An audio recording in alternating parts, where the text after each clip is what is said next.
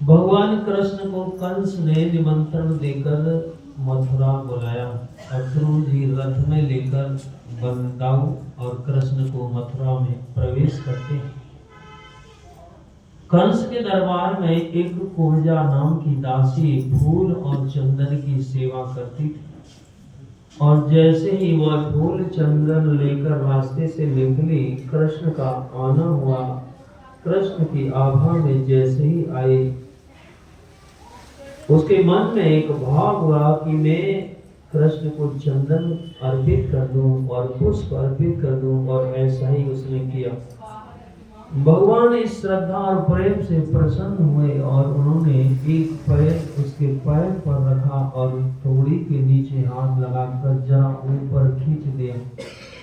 जो बड़ा कोड़ा निकला था, जिसके नाम ही उसका खोजा था, वह कुबड़ा। यहाँ कु और बड़ा, जिनके जीवन में कु बड़ा है और उसमें यदि सुसंग मिल जाए तो जीवन में सुधार हो सकता है। और वही हुआ, वो कुबड़ा तो गायब हुआ और एक सुंदर शरीर उस दासी का हो गया। भगवान ने उसके भाव को देखा। भाव का भूखा हूँ मैं और भाव ही एक सार है। भाव से मुझको बजे तो भव से बेड़ा पार है। भाव बिन कोई पुकारे मैं कभी सुनता नहीं। तेरे भक्ति भाव की करती मुझे लाचार है। भाव का भूखा हूँ मैं और भाव ही एक सार है। भाव से मुझको भजे तो भव से बेड़ा पार है। प्रभु ने मानुष जन्म तुमको कैसा दिया, सोच रे मन से पा भला क्या किया। तरसते हैं जिसके लिए देवता, इसकी महिमा कैसी तुम्हें अब बताओ।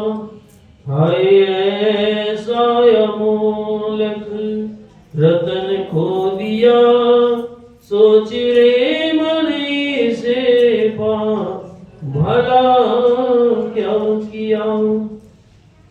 यहाँ तक तो भक्ति की बात, लेकिन इसी बात को जरा आप अपने ऊपर भी जरा प्रयोग करके देखें।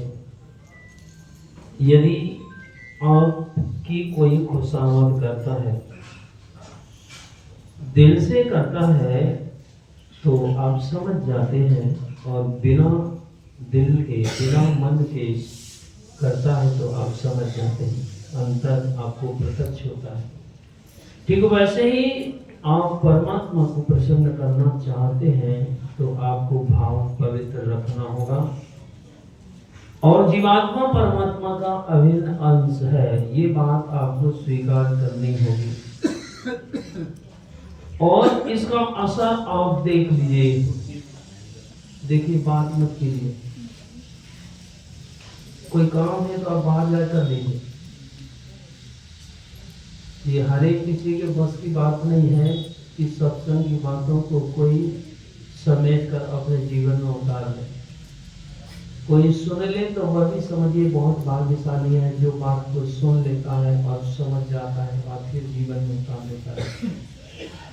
तो जब भाव आपके पवित्र होते हैं, उसका एक प्रयोग आप अपने जीवन में जरा समझ कर देख लीजिए। परमात्मा की स्तुति हम क्यों करें?